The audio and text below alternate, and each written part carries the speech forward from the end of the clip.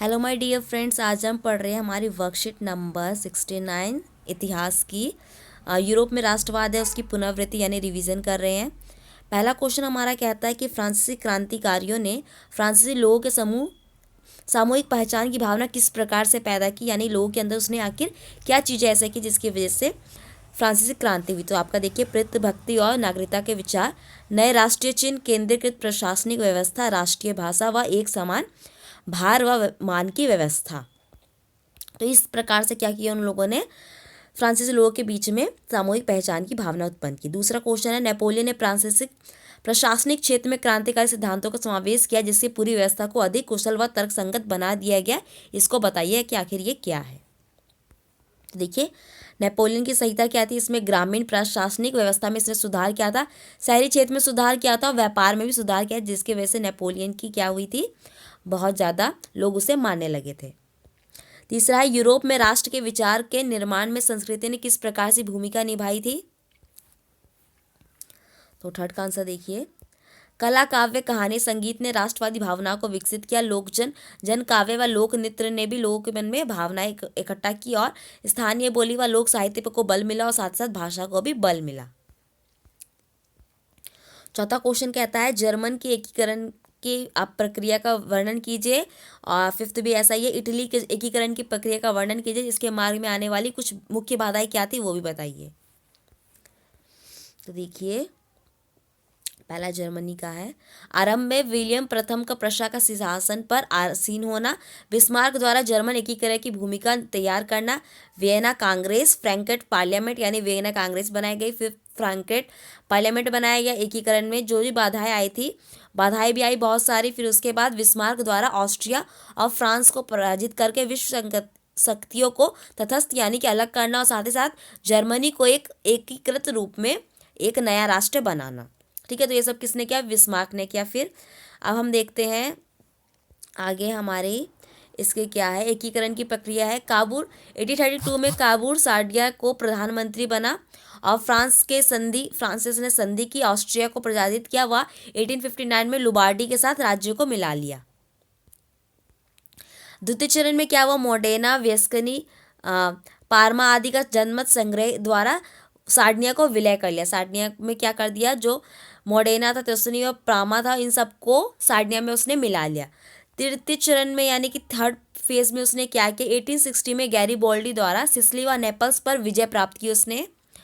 आगे हमारा फोर्थ है कि चतुर्थ चरण में क्या किया, वेनेशिया व रोम पर अधिकार किया और 1871 में पोप से समझौते पर वह एकीकृत इटली का फिर नया उदय हुआ। और यहाँ पर हमारा क्या बन गया, जो इटली है वो एक पूरा एकीकृत एक राष्ट्र बन गए।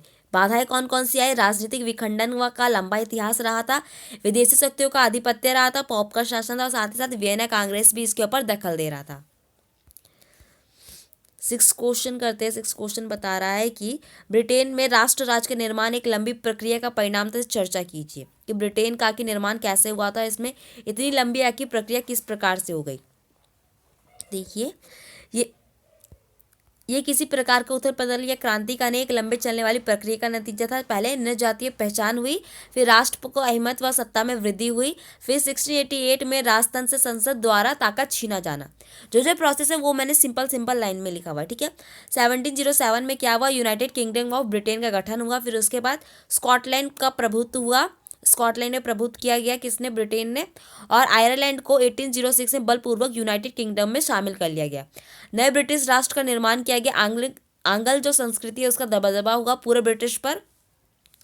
और जो राष्ट्र के प्रतीक थे, झंडा व राष्ट्रगान को बढ़ावा दिया गया। पुराने राष्ट्र और मात्र जो लोग थे, यानी कि जितने भी मात्रक थे, जो भी चिन्ह थे, वो सिर्फ सहयोगी के रूप में रह गए और नई चीज़ों को अब आगे लिया गया। अब देखिए, 7वां क्वेश्चन है कि यूरोप में राष्ट्रवाद के उत्थान के लिए कौन कौन से कारण उत्तरदायी थे। और 8वां क्वेश्चन है, 1804 में नागरिक संहिता के प्रावधानों का आप उल्लेख कीजिए। तो हमारा 7वां का आंसर देखिए कि यूरोप में आखिर कौन कौन से प्रभाव हुए जिसके कारण हुआ।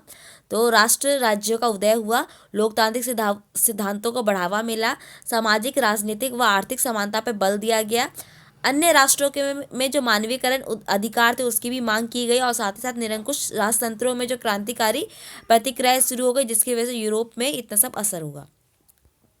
8वां देखिए, जन्म पर आधारित सुविधाओं को समाप्त की गई, संपत्ति के आधार को बहाली की गई और जमींदारी व सामंती व्यवस्था की समाप्ति की गई, यातायात व संचार व्यवस्था में सुधार किया गया, साथ ही साथ एक राष्ट्र की मुद्रा चलाई गई। तो इन सब से क्या हुआ, इन सब से जो फ्रांस था, फ्रांस में क्या हुआ, नागरिक संहिता को प्रावधान मिले गए। अब हमारा 9 था, 1830 के दशक में यूरोप के लिए आर्थिक मुसीबतों को लाने वाला था, इसको आप तर्क सहित बताइए। और लास्ट आपको बता रहा है क्वेश्चन, 19वीं शताब्दी के में महिलाओं का चित्र किस प्रकार से रूपक के रूप में परिवर्तित हो गया, इसे उदाहरण सहित बताइए।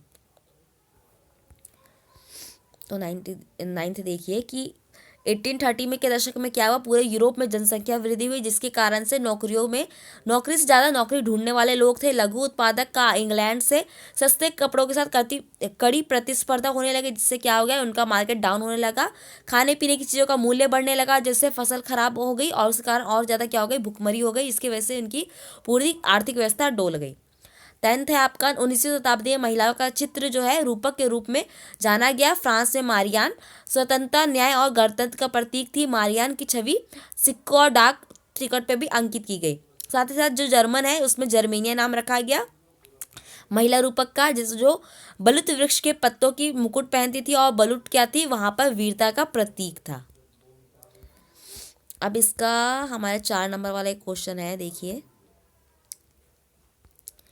इसमें आपको क्या बताया हुआ है कि एक फ्रांसीसी दार्शनिक थे अर्नेस्ट रेनन, इन्होंने अपनी बुक लिखी थी, उसमें उन्होंने बता रखा है कि राष्ट्र क्या था। इन्होंने बता रखा है कि इसमें जो राष्ट्र एक लंबे प्रयासों से और त्याग और निष्ठा से एक राष्ट्र बनता है, शौर्य वीरता से युक्त होता है हमारा अतीत, तभी एक राष्ट्र की एक गौरव गाथा कही जाती है। महान पुरुष और गौरव जो है, ये सब एक राष्ट्र की सामाजिक पूंजी है, जिस पर राष्ट्रीय विचार आधारित होते हैं।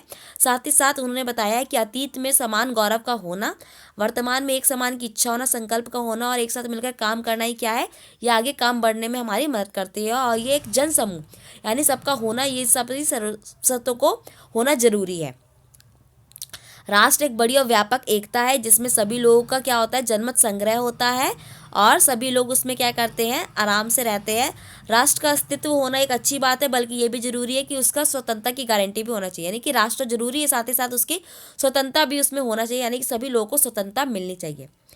देखते हैं, पहला क्वेश्चन कहता है अर्नेस्ट रेनन कौन है, दूसरा है अर्नेस्ट रेनन के अनुसार राष्ट्र की मुख्य विशेषता क्या है, और थर्ड है स्वतंत्रता के अस्तित्व के लिए राष्ट्र की क्या भूमिका, फोर्थ है आपका राष्ट्र को अपने शब्दों में परिभाषित कीजिए।